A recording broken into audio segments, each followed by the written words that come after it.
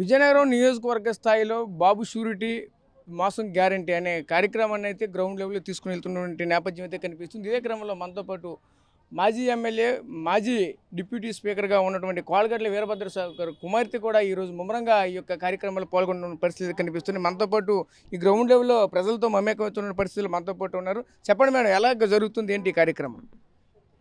బాబు surety మోసం guarantee అయితే ఇది మేమంటున్న మాట కాదు, ప్రజలే వాళ్ళ నోట వాళ్ళే చెప్తున్నారు.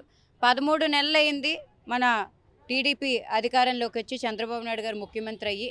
ఈ 13 నెలల్లోని ఏ ఒక్క హామీ కూడా 143 హామీలను దేవుడెరుక, కనీసం సూపర్ 6 హామీలు కూడా ఒకటి కూడా అమల్లోకి తీసుకురానే పరిస్థితి ఈ రాష్ట్రంలో కనిపిస్తుంది.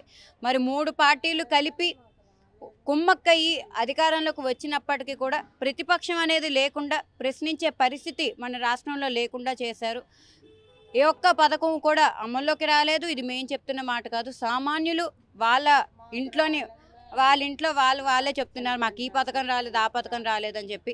మరి ఏమో రాలేదు, ఒకసారి సచివాలయంకి వెళ్ళి అప్లై చేయొచ్చు కదా అంటే సైట్లు అనేవి ఓపెన్లో లేవు, ఇప్పుడు అర్హత లేదు, లేకపోతే ఇంకేదో రీజన్ చెప్తున్నారే కానీ ఒక్క పథకం కూడా వాళ్ళకి అమల్లోకి రాలేదు. ప్రజలందరూ కూడా డిస్సాటిస్ఫైడ్గానే ఉన్నారు. అంటే మీరు గ్రౌండ్ లెవెల్లో వెళ్తున్నారు కదా, ఈ సంవత్సర కాలంలో ఎటువంటి వాళ్ళకి ఫలాలు అందాయని చెప్తున్నారు, ఏం అందలేదని చెప్తున్నారు, ఏం చెప్తున్నారు? మీరు గ్రౌండ్ లెవెల్ వెళ్తున్నారు కదా. ఏవి అందలేదు, అందినవి ఏవైనా ఉంటే ఏదో ఒక సిలిండర్ ఒక్కటే అందిందని చెప్తున్నారు. అది కూడా ఏడాదికి 3 సిలిండర్లు అనేది హామీ ఇవ్వడం జరిగింది ఆ సూపర్ 6లోని. కానీ ఇంటికి కూడా అది కూడా అందరూ చెప్పట్లేదు, పక్కింటికి వచ్చింది మాకు రాలేదని వాళ్ళే చెప్తున్నారు. సో ఒకవేళ వచ్చిన అరా కొనా కూడా వచ్చింది ఒక సిలిండర్ మాత్రమే, ఇంకే పథకం అయితే రాలేదు. మొన్న తల్లికి వందనం కొంతమందికి వేశారు, కొంతమందికి వేయలేదు. అది కూడా సగం మంది ఈ ఇంటికి వచ్చే ఆ ఇంటికి రాలేదు, మాకు అర్హత ఉన్నా రాలేదని పరిస్థితి చెప్తున్నారు. మన వైసీపీ ఉన్నప్పుడు అమ్మఒడితో పాటు విద్యా దీవెన, వసతి దీవెన కూడా పిల్లలు ఎవరైతే హాస్టల్లో ఉన్నారో వాళ్ళకి వసతి దీవెన, అదేవిధంగా ఈ ఫీజు రియంబర్స్మెంట్ విద్యా దీవెన కూడా వచ్చే పరిస్థితి మన గవర్నమెంట్లో ఉండేది. ఇప్పుడు కనీసం తల్లికి వందనం కూడా పూర్తి స్థాయిలో, అమ్మఒడి పూర్తి స్థాయిలో వాళ్ళు అమలు చేయలేని పరిస్థితులు ఉన్నారు. ఖచ్చితంగా ఈ సూపర్ 6 అనే కాన్సెప్ట్లో అయితే వాళ్ళు విఫలం చెందారనే సరే చెప్పొచ్చు. అంటే ఈ అమ్మఒడిని ఇంట్లో ఎంతమంది పిల్లలు అంతమంది కూడా ఇచ్చామని చెప్పుకొస్తున్న పరిస్థితి కనిపిస్తుంది. గ్రౌండ్ లెవెల్లో అలా కనిపించట్లేదా? అది మమ్మల్ని అడిగే బదులు అంటే మేము అధికారంగా మేము ఇంటింటికి వెళ్తే మాకైతే పడలేదని చెప్తున్నారు. సో మమ్మల్ని అడిగే బదులు సామాన్యులను ఒకసారి, అర్హత ఉన్న వాళ్ళని, ప్రజల్ని ఒకసారి వెళ్ళి అడిగితే మీకే కరెక్ట్గా ఆన్సర్ అయితే దొరుకుతుంది. అంతేందుకు ఇప్పుడు నా చుట్టూరు ఉన్న వాళ్ళని మీరు అడిగినా సరే మీకు ఆన్సర్ అయితే వస్తుంది. ప్రతి ఇంట్లో కూడా డిస్సాటిస్ఫాక్షనే కనిపిస్తుంది. మళ్ళీ జగనన్న ప్రభుత్వమే రావాలి అని చెప్తున్నారు. రాక్షస పాలన, కక్షపూరిత పాలన మన రాష్ట్రంలో అందుతుంది. కానీ అన్ని రాష్ట్రాలు అభివృద్ధి వైపు, సంక్షేమం వైపు, ప్రజల భద్రత వైపు పరుగులు తీస్తుంటే మన రాష్ట్రంలో మాత్రమే కక్షపూరిత రాజకీయాలు జరుగుతున్నాయి.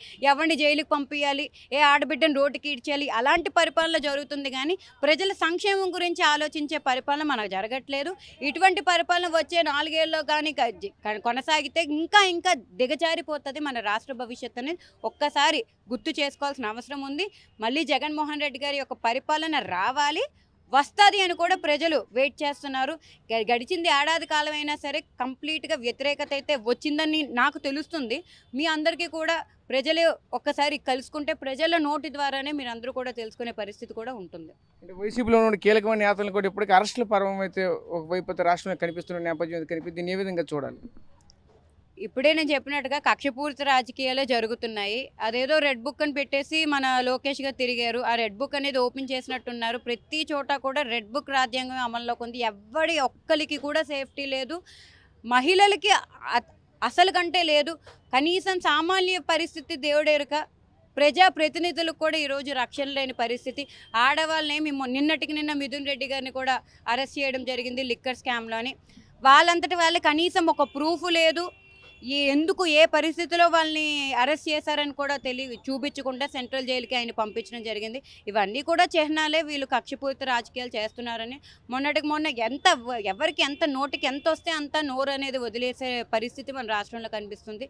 నిజంగా దిగజారు రాజకీయాలే అని చెప్పడంలో కూడా అతిశయోక్తి లేదు. Okay madam, thank you. So చూసాం కదా, ఏదైతే ఈ వారం రోజుల నుంచి అయితే చేస్తున్నటువంటి బాబు షూరిటీ మోసం గ్యారెంటీ కార్యక్రమంలో మాత్రం ఈరోజు చూసుకుంటే గ్రౌండ్ లెవెల్లో మాత్రం ప్రజలంతా కూడా అసంతృప్తితో ఉన్నటువంటి నేపథ్యం అయితే కనిపిస్తుంది. కూటమి ప్రభుత్వం ఇచ్చినటువంటి హామీలు ఏ ఒకటి కూడా నెరవేర్చలేదంటూ కూడా ప్రజలైతే చెప్తున్నారంటే వైసీపీ శ్రేణులు కూడా చెప్తున్నాయి. అలాగే రాష్ట్రంలో కూడా కక్షపూరితమైనటువంటి రాజకీయాలు నడుస్తున్నాయి తప్ప కానీ ప్రజలు మేలు చేసే విధంగా అయితే ఏది కూడా జరగట్లేదంటూ కూడా మరొక వైపు విమర్శిస్తున్నటువంటి నేపథ్యం అయితే కనిపిస్తుంది. కెమెరా పర్సన్ నాయుడుతో రాజేష్, RTV, విజయనగరం నుంచి. తెలుగులో న్యూస్ కి ఫాస్టెస్ట్ యాప్ ఇప్పుడు టోటల్లీ న్యూ అవతార్లో జస్ట్ 5 సెకండ్స్ లో కంప్లీట్ న్యూస్. సోషల్ మీడియాలో ట్రెండ్స్ కి one stop solution. Live TV app voice search option తో ఇప్పుడే డౌన్లోడ్ చేయండి లేదా అప్డేట్ అయిపోండి. యాప్ లింక్ డిస్క్రిప్షన్ లో ఉంది.